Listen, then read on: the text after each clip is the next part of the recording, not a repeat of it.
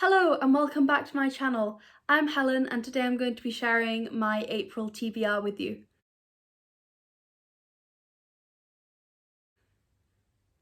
Now my April TBR is also my Owls Magical Readathon TBR. The Owls Magical Readathon is hosted by G over at Book Roast.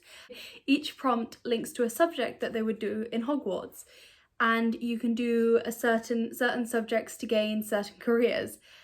So there's two careers that I cannot decide between, and they are librarian and spellmaker, and they both just sound amazing. So what I'm going to do is I'm going to do all the subjects for both of them, which is a total of 9 subjects, I think. And then I'm going to decide later, nearer Newts, when I see how many books I need to read for Newts. So the first book on my TBR is for Ancient Runes, and the prompt for Ancient Runes is Heart Rune. Read a book with a heart on the cover or in the title, and for that I'm going to read The Gargoyle by Andrew Davidson, which, as you can see, has a heart here. This is about a man who is in a car crash, and he and the woman who nurses him back to life fall in love, I believe, but I think there might be supernatural elements in it as well, and I think the car crash has done something to him. I don't know the specifics. I do know my dad absolutely loves this book and I've heard nothing but good things about it, so I am very excited to read it. The next prompt is arithmancy, and that is magical qualities of number 2, balances opposites. Read something outside your favourite genre. And my favourite genre is probably fantasy, so I've gone for a contemporary, and for that I've gone for With the Fire on High by Elizabeth Acevado. And I think this is about a young woman who wants to open a cafe or a restaurant.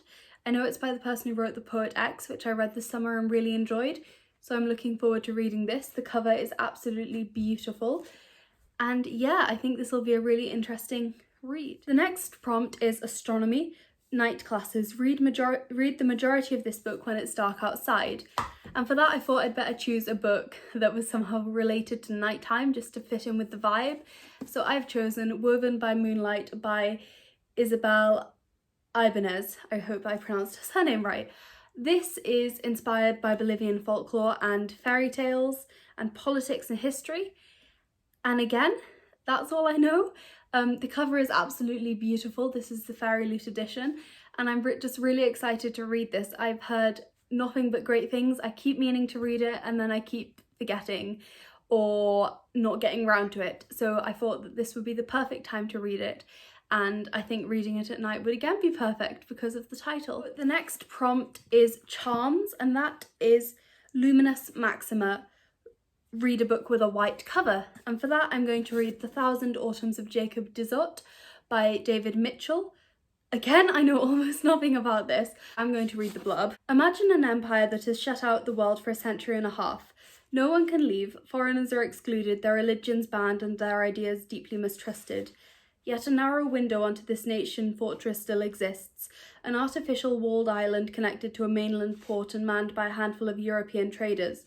And locked as the land gate may be, it cannot prevent the meeting of minds, or hearts. The nation was Japan, the port was Nagasaki, and the island was Mina, to where David Mitchell's panoramic novel transports us in the year 1799.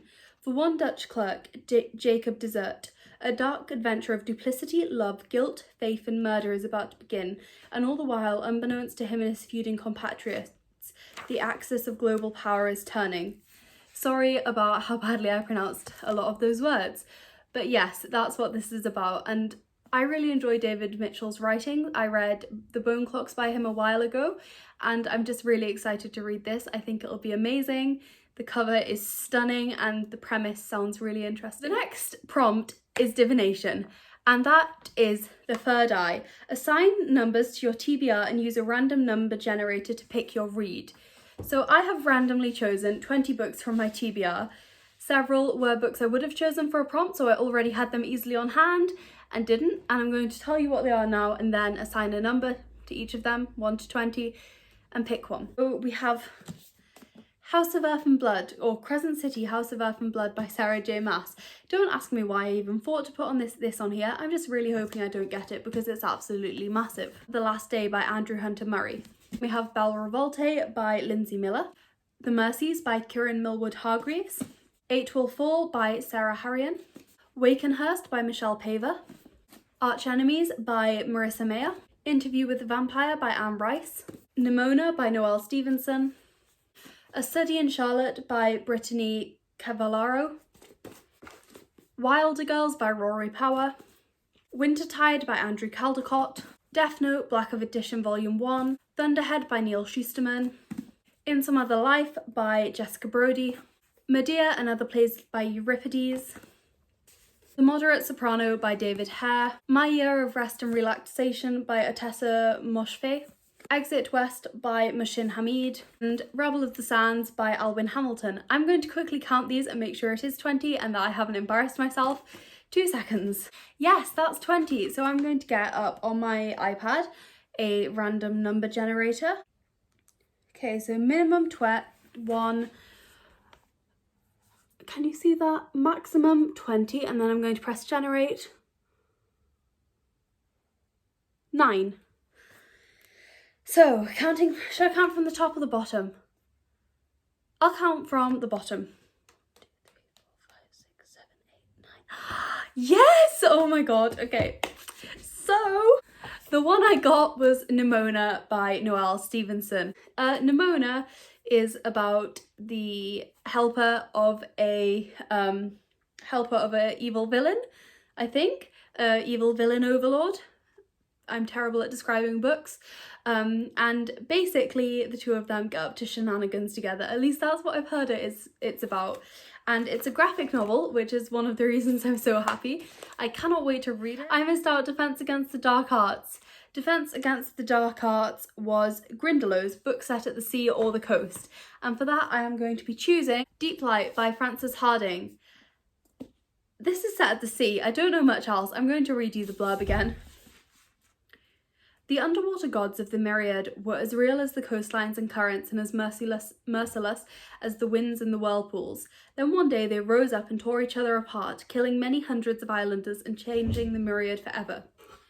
On the jumbled streets of the island of Ladies Crave live Hark and his best friend Jelt. They are scavengers, living off their wits, diving for relics of the gods, desperate for anything they can sell. But now there is something restless stirring beneath the waves, calling to someone brave enough to retrieve it. Something valuable, something dangerous.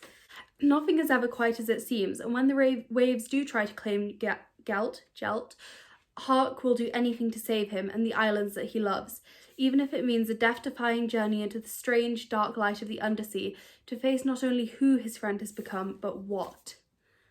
Okay, I haven't actually read the blurb for that before, but that sounds really good. A lot of these sound amazing, and I'm going to struggle to decide which one to start with. But yes, Deep Light, which I will be reading for Defense Against the Dark Arts. So actually on to History of Magic, which is Witch Hunts. Read a book about witches or wizards. For this, I have chosen The Brick That Is Chain of Gold by Cassandra Clare. This is quite big, and yeah, I'm a bit nervous about choosing this, but I'm so excited to read it, and I think it'll fit perfectly for the prompt. This is set in Edwardian London. It has shadow hunters in, like all of Cassandra Clare's books, and it of course also has warlocks and all the other downworlders that exist in this world. And I think it's a continuation or a companion series to the Infernal Devices series, which is my favourite out of her sort of compendium of works. So I cannot wait to read this. Finally, for either librarian or spellmaker, I need to pass Transfiguration. And the prompt for Transfiguration is to read a book that involves shapeshifters, because it's about animagi.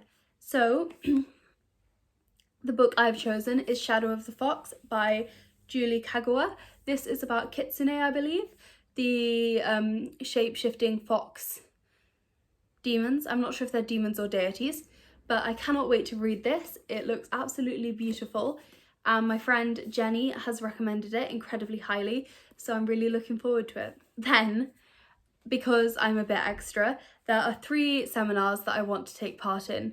And the first one of these is the Animagus seminar. So at the end of this, I'll be able to change into an animal.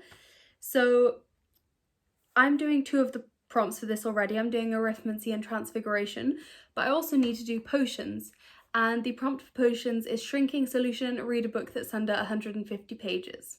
And for this, I want to read A Room of One's Own by Virginia Woolf. This is a lecture, a feminist critical lecture, I believe, on literature at the time.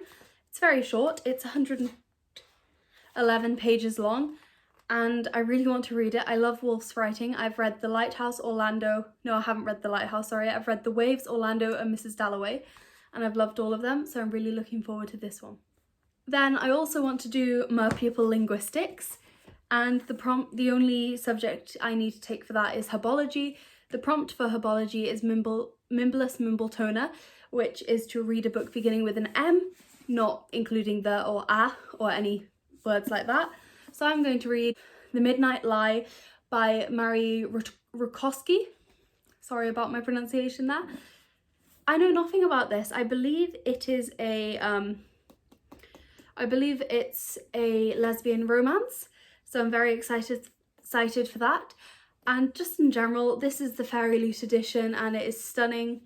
I'm getting through quite a few Fairy Loot books this month, but yes, this is such a beautiful book and I really cannot wait to read it. I've heard, again, absolutely amazing things about this. So really looking forward to this one. And then finally, I want to take the Legal Defense of Fantastic Beasts seminar as well. And there are 2 prompts for this. One of them is History of Magic, which I'm already taking, and the other one is, of course, Care of Magical Creatures.